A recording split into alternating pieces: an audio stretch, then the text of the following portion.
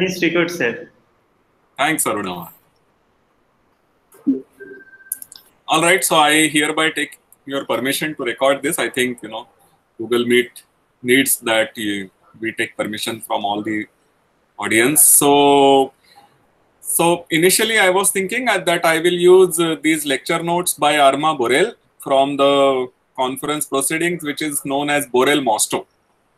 But I think it is best to go with Manish's notes. Those notes are very well written and they are available. So what I will do now is that I will share these tabs. I will just, in case you have not seen, this is the tab where we have kept, Anupam has been very kind to keep the information on this course on this tab. So you should just look for a course on exceptional groups. Maybe I should share the whole thing and you will be able to see it much better.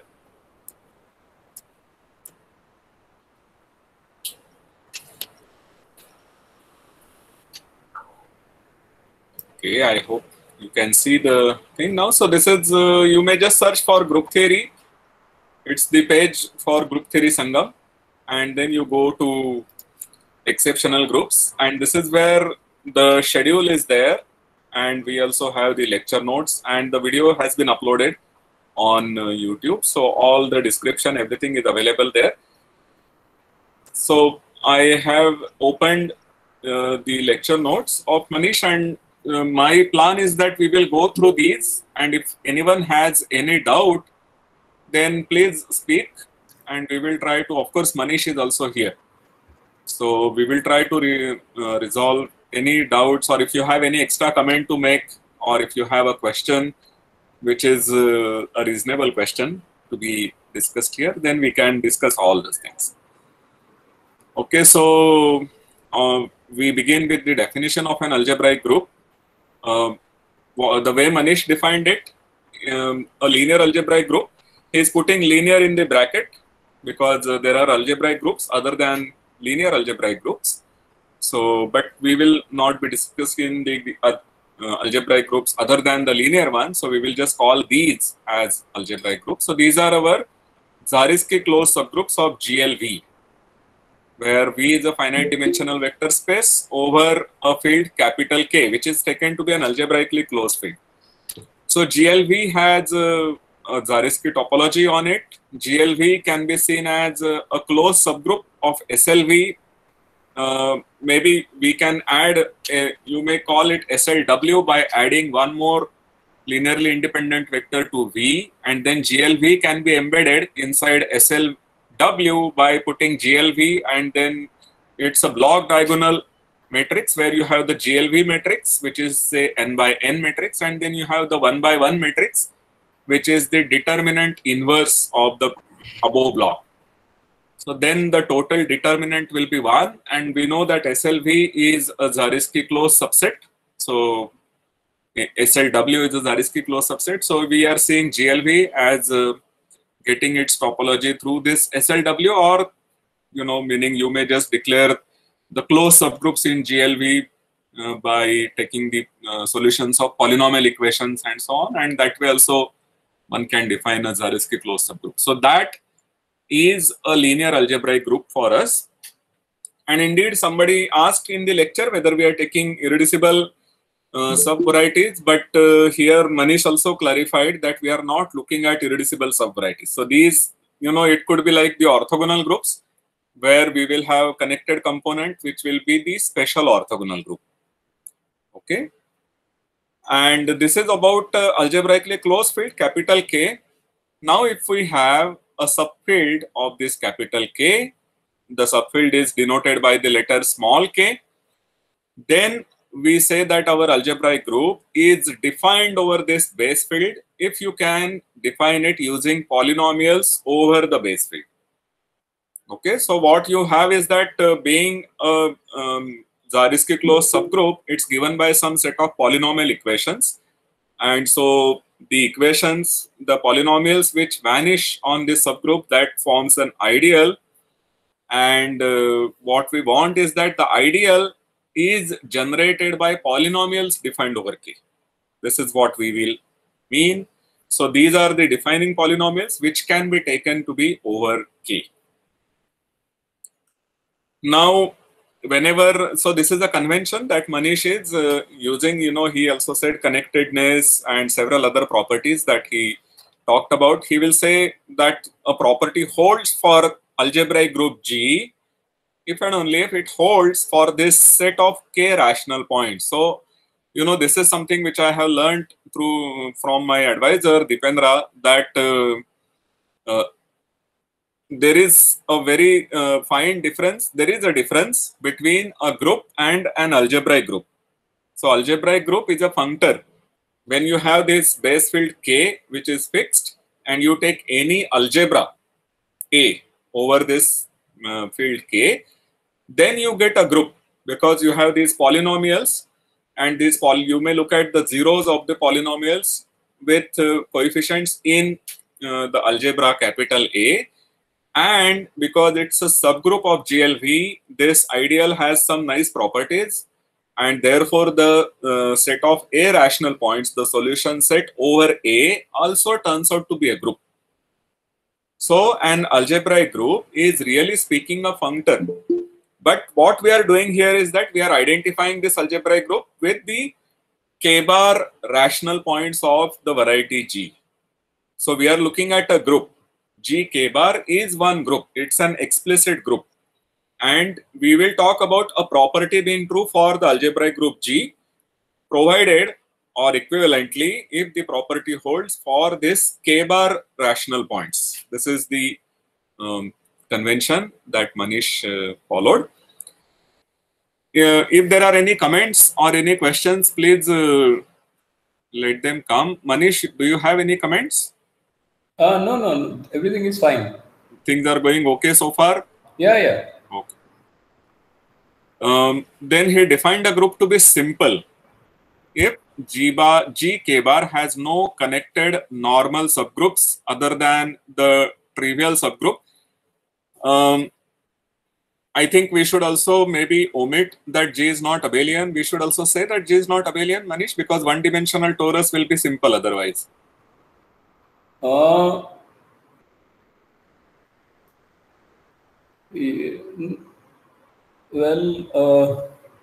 Yeah, so here I mentioned that I should also put GK bar here. So other than the trivial and GK bar. No, GK bar is always a normal subgroup. We are not meaning, if you take GM, GM will satisfy this condition. No, connected. GM will not have anything other than trivial and full points, which is connected subgroup, right? Therefore, by this definition, GM will be simple. Oh yeah, you want to rule that out. Sorry. Yes, non-abelian, of course. Yeah. Thanks. I missed that point. Okay. So, meaning the group G, which is taken to be simple, should be basically non-abelian. So, the smallest simple group, which he is also saying, would be for the smallest possible integer here, which will be 2, not 1, but 2, SL2. That's the smallest simple group for us, and not GM. So that's one small thing that we need to note. And GLN is of course not simple because GLN has SLN inside that, and that's a connected normal subgroup which is not trivial. All right, so GLN is not a simple group. Now we come to some of these very basic subgroups associated to an algebraic group. We are going towards looking at some very interesting class of groups. So simple groups, of course, are some of the very interesting classes of groups. They give some very interesting examples of groups, and beauty is that they can all be classified. And the finite direct products of simple groups, or taking this product and going modulo finite central subgroups of these, give rise to what are called as semi-simple groups. So we will go towards semi-simple groups, and then semi-simple group has a very nice theory from the representation point of view or a classification point of view, which also holds with slight modification for reductive groups. So I think, we will talk about reductive groups later, but let's see what is a semi-simple group first of all. So now on, I guess we are looking at G to be connected, but even this is perhaps not a very important condition. I think Manish has mentioned it several times. So the radical of G for a linear algebraic group G is the maximal connected normal solvable subgroup. So one thing you should always note is that whenever we are looking at some such maximal element in a special class of subgroups, we will always try to get it to be connected and normal. So when we talk about radical or unipotent radical or maybe some other such subgroups, connectedness and normality, these will be two conditions which we will more or less by default ask for. So don't worry, meaning, when you look at it for the first time, you may think that, oh, there are so many conditions that we have to look at. But connectedness and normality, this is something that will always be there by default. So we are looking at a maximal solvable subgroup with these two properties, being connected and being normal. And by maximal, we mean the largest one. What happens is that typically maximal would mean that you have a chain or you have some subset of increasing sequence of subgroups and you take the maximal one in that. But here he is saying largest in the bracket to indicate that there is only one such subgroup. There is a unique such subgroup. And the proof is very interesting. In fact, it can be told in 2 or 3 lines. If you have two normal subgroups, then their product is a subgroup. Okay, if you have two normal subgroups of a group, then the product is a subgroup. If those two normal subgroups happen to be also solvable, then the product will be solvable. And moreover, since your subgroups are normal, the product is also a normal subgroup. Okay, so if you had two such maximal subgroups, so by maximality, you would mean that there is no bigger one containing your subgroup following the same conditions. So if you had two such, you would simply take their product. And the product would include both of them, but both are maximal. So they will have to agree with each other. And product of connected subgroups is connected. So product of connected subgroups is connected, provided it's a subgroup. Product of normal subgroups is a normal subgroup. Product of normal solvable subgroups is a normal solvable subgroups. So the maximal one is unique. And it now depends only on G. Okay, so this is something which is characterized by the group G itself. So radical of G is the maximal, or in the sense the largest, connected normal solvable subgroup of G. So for instance, if you were looking at so let me now see if I can use the doc file. Unfortunately, I don't have any gadget which will allow me to write things. So let's try to take some examples. So suppose I have, okay, is it writing? Sorry. I like to write it with Marathi and I think, yeah. So suppose I take a subgroup of this type.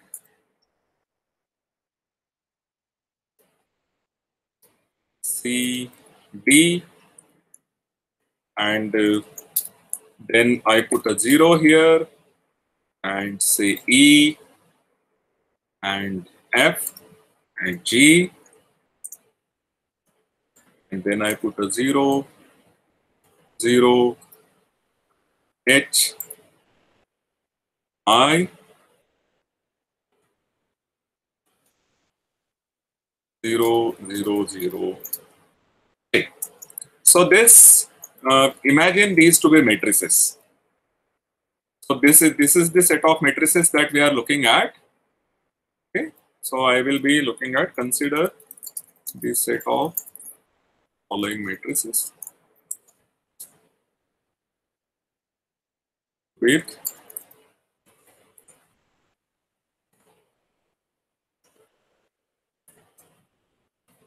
entries from complex numbers, let's say. And I will also ensure that these matrices are invertible. Okay, so this is the set of upper triangular matrices. We have 0 below the diagonal And the entries, because the matrices are invertible, the diagonal entries have to be invertible. So A, E, H, and J, these are invertible.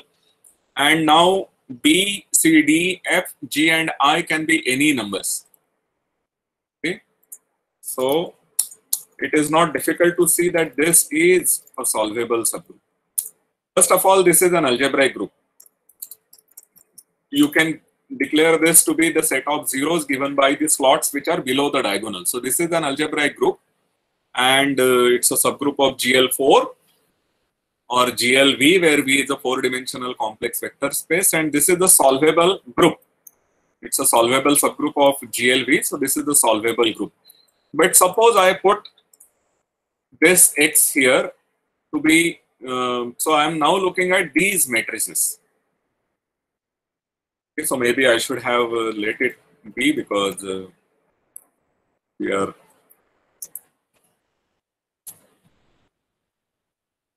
So here I have X, I keep this at 0, and then I put a Y here.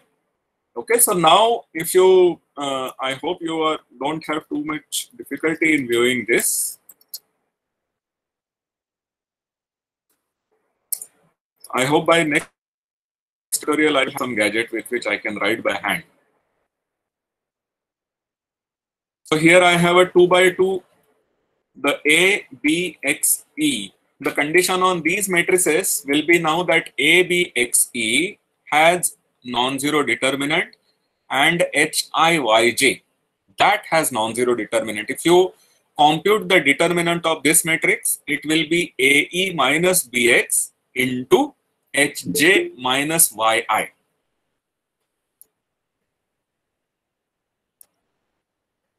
Right. So we have ABXE, this 2 by 2 matrix is invertible, HI, YJ, that 2 by 2 matrix is invertible. And now here, if we want to find the radical, so the radical here, this was a solvable group, and hence it is its own radical. Manish, please let me know if I make any mistakes. Huh? And this group is not solvable because it has, solvable group will have every subgroup to be solvable, whereas here we have GL2 as a subgroup of this group. So this group is not solvable, and its radical is isomorphic to, I will copy this once again, where the above 2 by 2 matrix and this 2 by 2 matrix, these are identity matrices. This is a normal subgroup because you are putting the identity here. So this is a normal subgroup. It's a subgroup first of all, and it's a connected subgroup, solvable subgroup, and this is, one needs to check that. Shripad? Yes. Are you talking about unipotent radical? Yeah, you're right. So I should go further modulo with the diagonal torus, right? No, full radical will involve all diagonal entries, right? No, there will be this unipotent part also that should also come in the.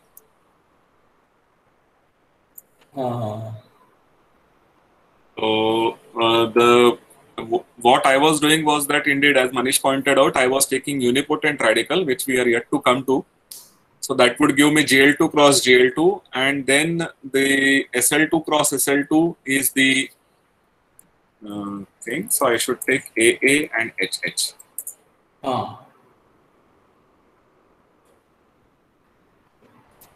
So thank you, Manish. Okay, and the earlier one was the unipotent radical. I will come to the definition of that one also. Is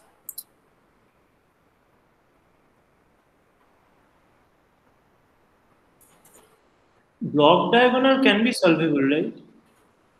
Which block diagonal? No, the first one, that meaning. But it will not be normal. Meaning the first one which I was taking, containing all the diagonal entries, that will not be normal. That was the question? Yeah, solvable group can be block diagonal, but in that particular form, no, I have. Now we are looking at radical. So radical has to be a normal subgroup inside our group, which has to be connected and solvable. And maximal, of course, the maximality will follow because the quotient is semi-simple. So what happens is that, if I take this particular subgroup, the one that I have given here, this, because we are putting this CD and FG as they are, the quotient of, suppose I had only put identity here instead of AA and HH, then the quotient will be this 2 by 2 matrix, set these 2 by 2 matrices and these 2 by 2 matrices, which will be GL2 cross GL2. And the GL2 cross GL2 has a central torus. So there is a AA here and EE or HH here. That central torus is connected, normal, solvable in the quotient. So its inverse image together with the kernel is going to be connected, normal and solvable. That is what I have done. And then the corresponding quotient is SL2 cross SL2, which is semi-simple. That cannot have any radical. So the unipotent radical, as Manish very correctly pointed out, is this. I'll just put this line once again. I'm sorry that this... No, I think the main point that people are confused maybe is about normality. So they're missing the point that the radical has to be a normal subgroup. Whereas if you just you could have taken the first group that Sripad wrote, that is also solvable and largest possible dimension here, but it's not going to be normal. Yeah. Meaning even the earlier one, this is also there. Yes. Yeah, that's what I'm saying. This is a subgroup there, but it is not going to be normal here. Okay, sorry about this confusion. So, so that is what the radical is supposed to be. That it is. One more thing I want to ask that Sure. Suppose G is just an algebraic group. So what is the convention of radical? Is it connected in that case also? Yes, yes. Of course. Yes. By definition. Radical is always taken to be connected. Yeah. So if the radical happens to be trivial, then we call our group to be semi-simple. So once again, I can... Because, so, people also should be told, maybe when you say connected, you should not look at points of the group, you should think in terms of coordinate ring, because many times, for example, Arunava may be working with real points of an algebraic group, correct, and that may be disconnected and so on. But what one is looking at is k-bar points. So not just k points. Okay. Yeah. And Manish also said that this is if and only the coordinate ring is an integral domain. Google suggests that I call it coordinate. Okay. So connectedness means, so I also wanted to make this comment that if you drop connectedness, then inside SLN, we have nth roots of unity. That will the central subgroup of SLN, which is a normal solvable subgroup, and it's actually maximal with respect to normality. But the only problem is that it is not connected because the corresponding coordinate ring is not an integral domain. The variety is not an irreducible variety. So when you look at the connected part, then that becomes trivial. So every simple subgroup is semi-simple because RG would be a connected normal subgroup in it. And here we are saying that G has no connected normal subgroup. You are of course removing the part that it is solvable. So the whole group is not solvable because if your group is solvable, it will have the derived series, and then you have connected normal subgroups. And of course, we are also removing the case that G is GM. So whenever G is simple, then it is always semi-simple. Sometimes people take it to be definition. The semi-simplicity is put in the definition of simplicity. So a simple group is said to be semi-simple, which has no connected normal subgroup. So that would have removed that torus example. Yes, yes. Thanks. So, okay, so semi-simple and unipotent elements. Now we are going towards, are these things okay so far? You know, we are meeting only for 1 hour, but if we are not able to cover everything, that is quite okay. We can always come back to these things in the next tutorial. So if you have any questions, whatever, however basic the question may sound, don't hesitate to ask. Okay, so semi-simple elements and unipotent elements. So unipotent element is one where you remove the difference of the element, and one is a nilpotent element. Sir, yes. Sir, here you are talking about the connectedness. So in which topology you are working? Zariski topology. Zariski. Okay, okay, sir. Thank you. So semi-simple element is one which is diagonalizable, but we are working with the base field being algebraically closed. So you may have an element below which may be diagonalizable above. For instance, if you take the matrices which are 2 by 2 and orthogonal matrices of determinant 1, let's say, over real numbers, then they may not be diagonal below. So those matrices will look like A, B, minus B, A. And if you go to the complex numbers, then you will see that this matrix is conjugate to A plus IB and A minus IB, the diagonal matrix.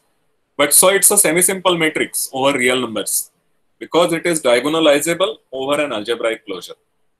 So semi-simple means it's diagonalizable over algebraic closure, and unipotent means that if you subtract 1 from that, then you get nilpotent element. So this is a very important comment, that these notions are independent of embeddings. One may wonder that, you know, you are looking at your group G inside one GLV, and then you may define the semi-simplicity or nilpotency of the element. But if you put it inside some another GLW, will a semi-simple element in one embedding remain semi-simple in the other embedding? So these things do hold, and this, whatever we are discussing here, is roughly part of the second chapter, I believe, in Springer's book on linear algebraic group. So this is one of the basic things which you can, you know, for these lectures on exceptional groups, some of these things can be taken as black boxes. It's perhaps not a very good suggestion to serious students, but you know, sometimes it may help to just take some things on granted. On you can trust Manish. We can all trust Manish, and we can take these things for granted, and then you may assume these as actions, and then we can see how we develop the further theory from there. Okay, so these notions are independent of embeddings. Take it as an axiom if you want. Now a group is called unipotent if all its elements are unipotent. Okay, so such a group is called unipotent. So for instance, in our example, this is a unipotent group because all its elements, when you remove identity from that, you will get an upper triangular matrix with zeros on the diagonal, and any such matrix is nilpotent. So all these matrices are unipotent, and this is the subgroup. So this group is unipotent. Okay, so a unipotent group is one where all elements are unipotent, and we declare RUG. Once again, I believe that we don't need G to be connected. This definition can be made for any algebraic group G. So here again, connectedness and normality will be there, and we are taking maximal unipotent subgroup of G. So earlier in the definition of the radical, we were taking solvable subgroup, maximal with respect to being connected, normal and solvable. For the unipotent radical, we will take it to be maximal with respect to being connected, normal and unipotent. And of course, unipotent groups are solvable, which is not very easy to see. So what happens is that unipotent groups can be embedded inside upper triangular matrices, and hence they are solvable. I think that's the only proof I know. Is there any other proof? No, that is Lee-Kolchin theorem, right? Yeah, yes. So unipotent groups are solvable. So when we are looking at radical, the radical, remember, is the maximal subgroup with respect to being connected, normal, and solvable. And here we have one solvable subgroup which is connected and normal. So the radical might possibly be bigger than this. Radical will definitely have to contain this. Radical will have to contain the unipotent radical, because here we have one candidate for being connected, normal, solvable subgroup. And the maximal one with respect to these properties could be perhaps bigger than this, right? So the radical will contain this. And that's what he has written. RUG is contained in RG. And whenever we have,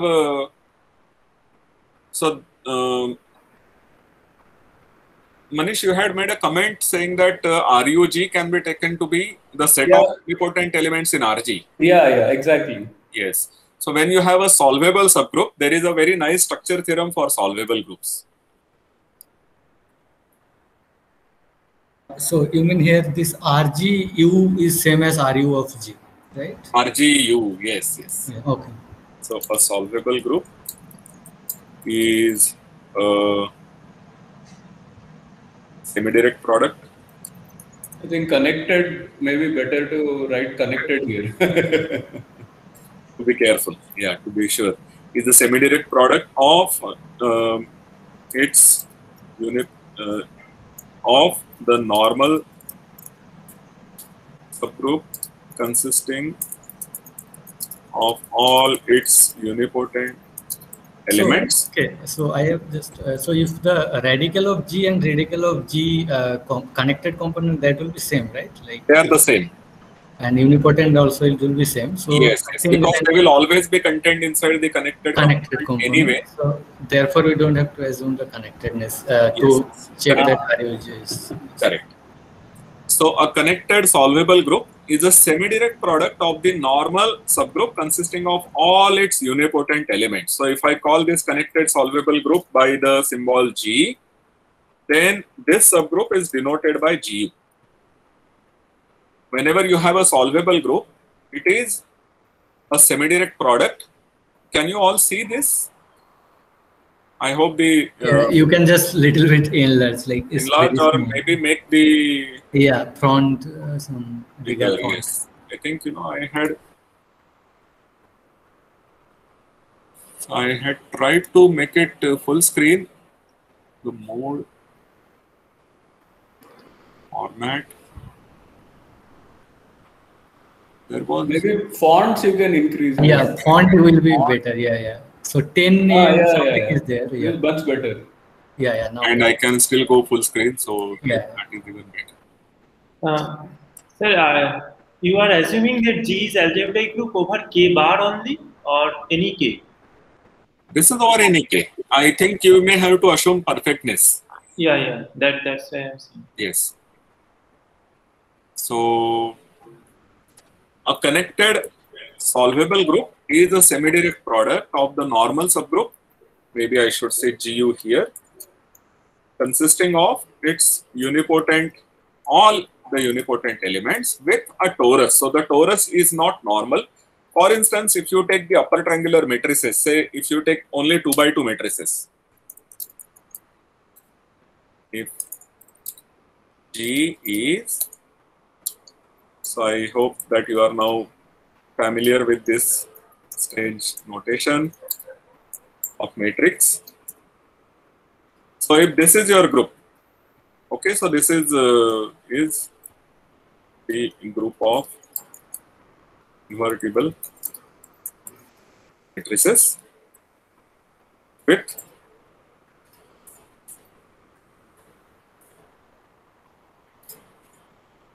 complex entries. Then the GU is 1 P 0 1. This is the radical, the unipotent radical actually of the solvable group. It is equal to the normal subgroup consisting of unipotent elements in it. And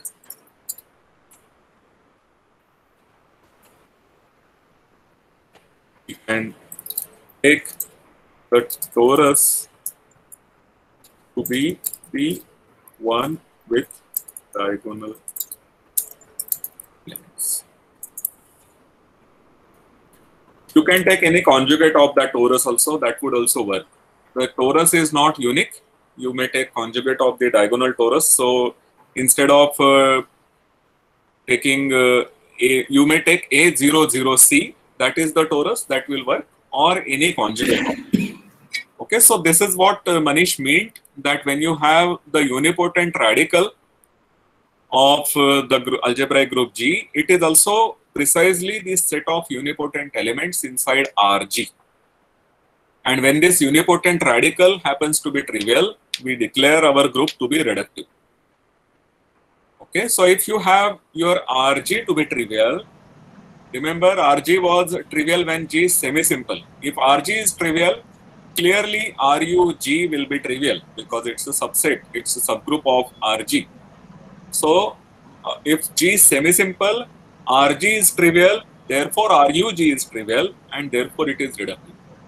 So every semi-simple group is reductive, and clearly, as one would expect, converse is not true, and we have that GLN in general is a reductive group which is not semi-simple, because inside GLN we have radical, but we don't have unipotent radical. The central torus in GLN is its own maximal normal connected solvable subgroup.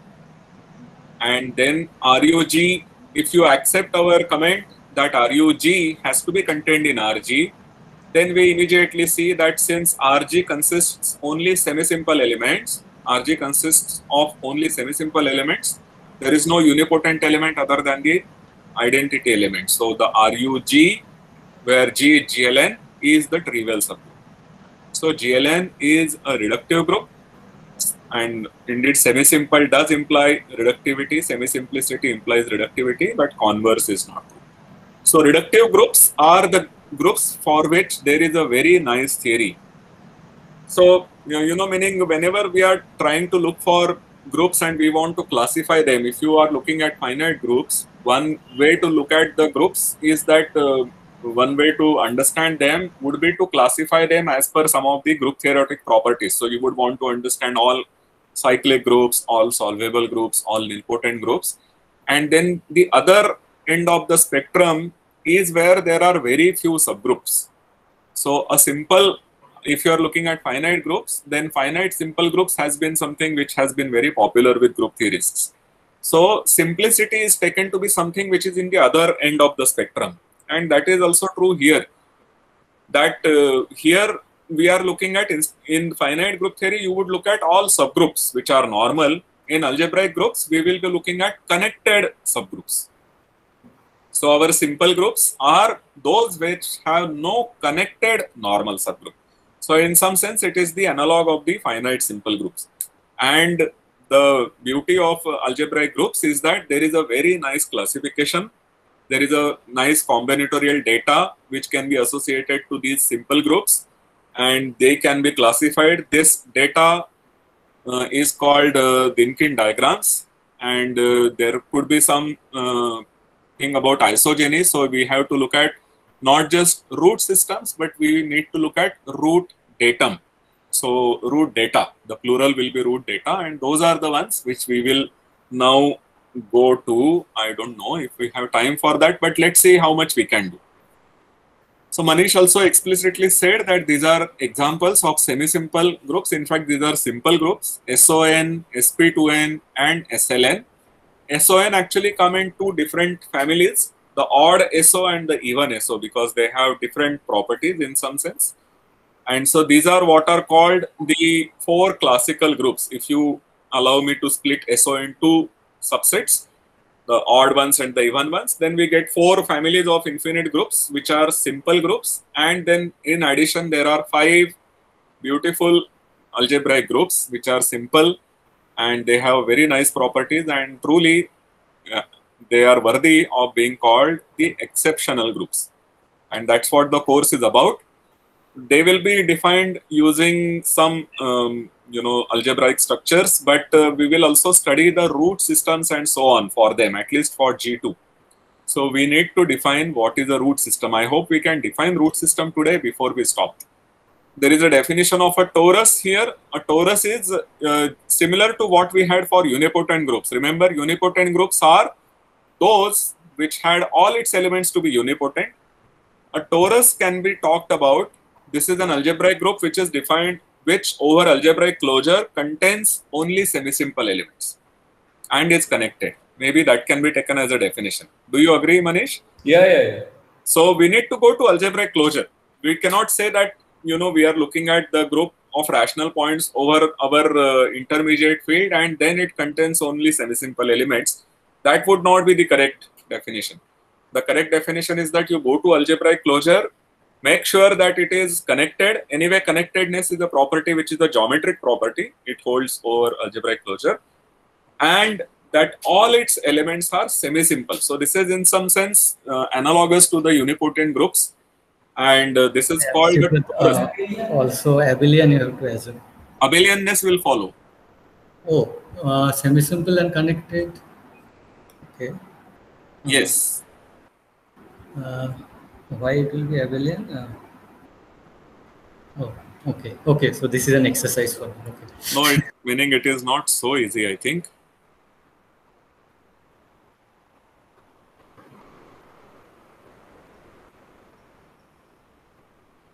The abelianness should follow.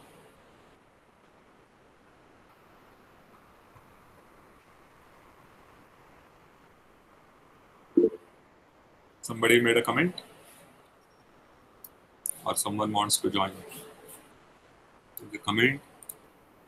Sorry, what happened? All elements are scalar matrices? No, not necessarily. Yeah. So what are you trying to prove?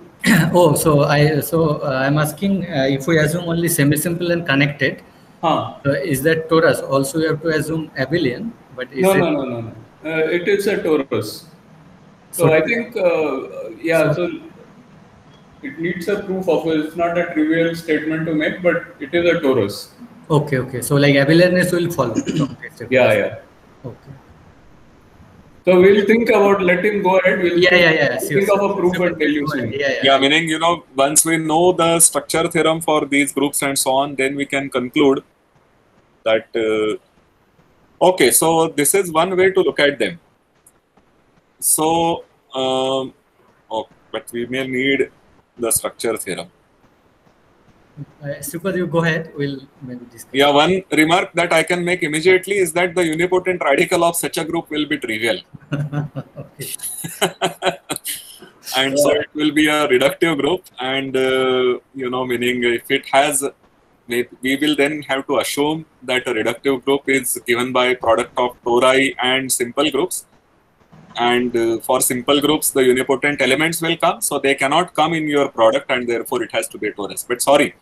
No, there should be a simpler proof, but we'll see. You go ahead. We'll see. Maybe by using some clever linear algebra, there might be a proof. So, okay. So let me go ahead. So, torus, or another way, which I think Manish had also defined, which is that it's a product of GMs. That's the simplest way to define it. A torus over K is an algebraic group defined over K such that it is isomorphic to product of GMs over a separable closure or over an algebraic closure. And here this R, the number of factors, the number of direct factors of type GM, that is called the rank of the torus T, which will also be the dimension, because dimension of GM is 1. So R is the rank of the torus T. And he gave an example of a torus, but I will not go into this example. He gave an example of a non-split torus. So if you look at the complex numbers over real numbers, which is a quadratic separable extension, then you can look at all norm 1 elements. So you have elements of complex numbers whose modulus is 1. They are satisfied by the mod. If you take a complex number to be z, then these are defined to be zz bar minus 1 equal to 0, because you have zz bar equal to 1. and ZZ bar is A square plus B square. So when you have your complex number given by A plus IB, the norm is given by A square plus B square. So A square plus B square equal to 1. And the coefficients are 1 because the coefficient of A square is 1. You are looking at a polynomial in two variables which is given by x square plus y square. The coefficients are 1. Therefore, this group is defined over rational numbers. This is also defined over real numbers. Okay, so this is the group of norm 1 elements that we would consider in general. So if we are looking at the mod 1 elements from complex numbers to real numbers, then you get the unit circle. That group is a real group and it's a one-dimensional group, but it is not split over real numbers. If you go back to complex numbers, then you will have C cross C and you will be looking at elements there which will have the norm 1, so they will be inverses of each other. You know, complex numbers can be thought of as R plus R, and the second one is given by the imaginary number I. So when you take this to complex numbers, it will become C plus C, and then you will be looking at the Z1 plus I Z2 into Z1 minus I Z2. That product is equal to 1, and therefore you can adjust your basis so that instead of looking at C, 1 and I as the basis, you can take 1 plus I and 1 minus I as the basis. Shripad? Yes. Maybe we can look at the radical of that group.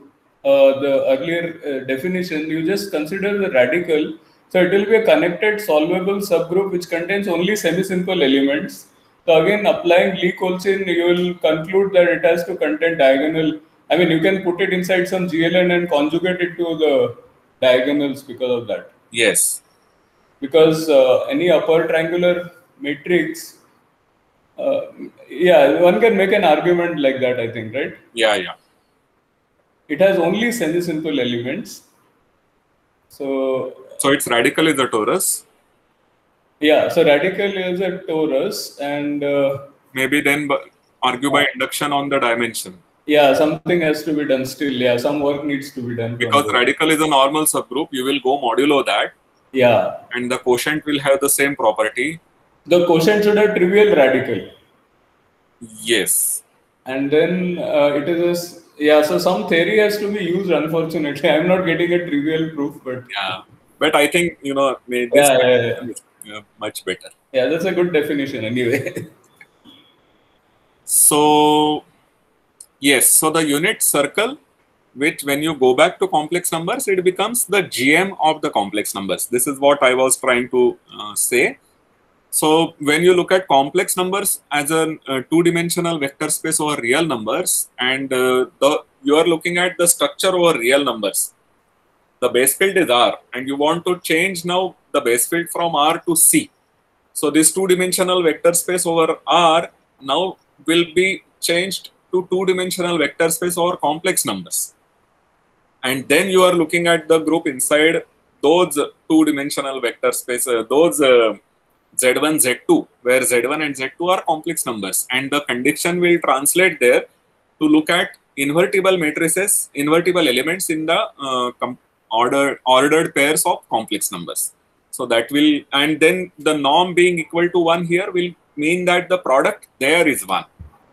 So you have Z1, Z1 inverse. That is how it will look like. And indeed, if you observe that S1 is the group SO2, right? And SO2 we had looked at as A, B minus B, A, and that is nothing but A plus IB into A minus IB equal to 1, right? So the A and B were taken to be real numbers. You now take them to be complex numbers. So you have Z1 plus I Z2 into Z1 minus I Z2 equal to 1. And so you have one complex number and its inverse being equal to 1. So the first one will determine the second one. The only condition on the first one is that it should be invertible. So it gives you GM of complex numbers, which is C cross.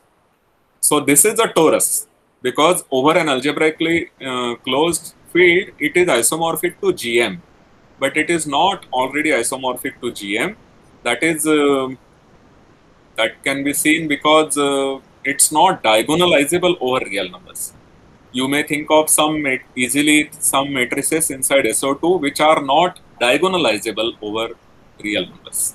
So that will give you that it's not already a split torus. It is not isomorphic to GM over real numbers, but it is isomorphic to GM over the complex numbers. That was the definition of, that was the example of a non-split torus, and the K-split torus will naturally look like the diagonal matrices, or you may take any conjugate of the diagonal matrices. That is also a K-split torus. This is one very important property. Again, I don't think we need connectedness. A linear algebraic group G admits maximal tori, and these maximal tori are conjugate inside the group G. You know, the same comment I think someone made, maybe Sushil or Arunava, that anything, the maximal tori being connected, they are always contained in the connected component. So if the result is true for connected G, then it will be true for the connected component. And if connected component has maximal tori, your G will have maximal tori. If they are conjugate within the connected component, then they are conjugate within G also. So two important notions here. One is this maximal tori, and they are all conjugate, so their dimensions are uniquely determined by the group G. And the second one is of the Lie algebra structure. So we cannot spend much time on this now. But hello, sir. It is not clear to me that suppose G is disconnected and T is a torus on G naught. Okay. Yes, so I have a question, Sripad. Yeah, so I think Arunava and I'm getting the same question here. So look at ON over reals. So it's an anisotropic group, and you take an element which is not in SON. It will be semi-simple because the group is anisotropic. That element will be semi-simple. So you can embed it inside a maximal K torus, maximal real torus in the group. It is not going to be contained in SON then, right? I don't know. I'm a little confused about this. So are you talking about conjugacy, Arunava? This statement? Yeah, I am asking. I am asking that any maximal torus of G naught, is it a maximal torus on G? Yes. Yes, because it's connected. But you are assuming. Also, Manish. And conversely, is any maximal torus of G naught is then contained in G naught, right? No, so Sripad, you know, G naught is the irreducible component of which contains identity. Correct. But it doesn't mean that it has to contain anything irreducible that contains 1, right? I mean, like ON, I can pick an element which is outside SON. Yes. It will be semi-simple. Therefore, you can put it inside a maximal torus. That statement is true only for connected groups. Ah, I see. Yeah. Yes. So Okay, because I think ON and SON, they have the same maximal torus, right? Yes. No, a semi-simple element is contained in a maximal torus. That is true only for connected groups. Yes. Yeah. Because a finite group maximal torus is the identity element. Yeah, that is a trivial subgroup. And outside the connected component, you know, you have all elements which are of finite order, so they are semi-simple. Yeah, so that's why I just put it here because I was not sure. I didn't want to check. I didn't have time to check actually. Yeah. Teaching too much. So in conclusion, so any torus of G, then T will be contained in G naught. G naught, yeah. Yes. That is true, yeah. Yeah, correct. Sripad, so this brings us to that important result what you mentioned. Every semi-simple element is contained in a torus that requires the group to be connected. Yes. And the trivial examples you can cook up. Yeah, finite groups. Yeah. So Thanks. Okay, so Lie algebra is something which we do not have time to define, but there is something called as, so I would recommend you, I think now we are almost done with our time. I will recommend you to look at this conference. So this is, let me make it big. So Proceedings of Symposia in Pure Mathematics, Volume 9. The title is Algebraic Groups and Discontinuous Subgroups, Borel and Mostow. These are the two editors. So this goes by the name Borel Mostow. And here we have a nice article by Borel.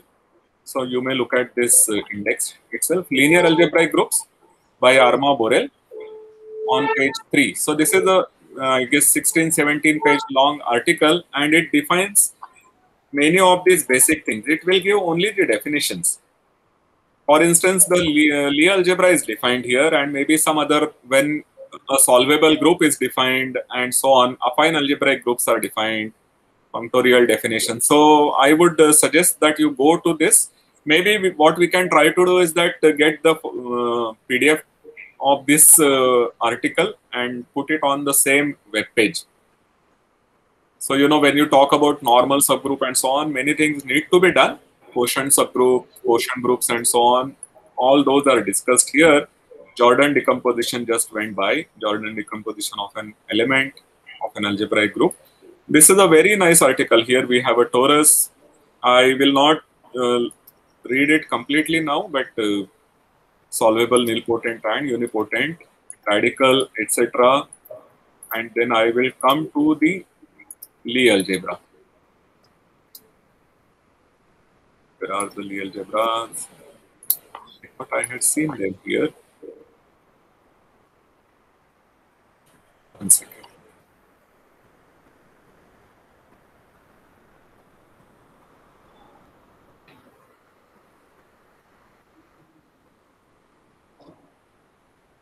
This is the radical, etc.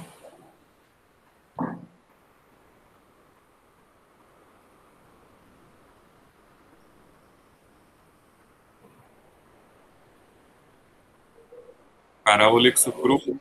Okay, so maybe I was mistaken. The Lie algebra is not defined here, so I will try to search for some article which gives the definition of a Lie algebra. But he's talking about decomposition, no? He's talking little. Just go little. He's talking about the root space decomposition. But he has not defined Lie algebra. Oh. Yeah, I want to get an article where there is a definition. Maybe I will. I think, you know, I thought there was the definition of Lie algebra in this. I did in my lecture orally. I defined. Yes, you have also mentioned it to be the tangent space. Yeah, no, here, but I told them what is how to look at the Lie algebras, derivations on the coordinate ring and under Lie bracket. Yes. That is the Lie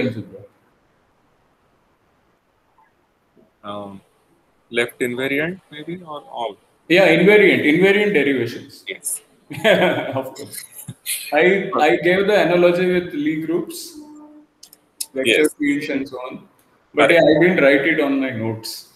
Okay, so I was hoping to do root systems, but I think we had some good discussion today. So I am happy about that. Very good. And then we will, so this is where we will continue in our next tutorial on coming Wednesday. And we will try to do Galois cohomology also in the coming tutorial. So there will be more interesting things. If you thought that this was a basic thing, then there is quite a lot to look forward to. And of course, the lectures themselves will be very interesting also. Very nice discussion. Right. Well done. Job very well done.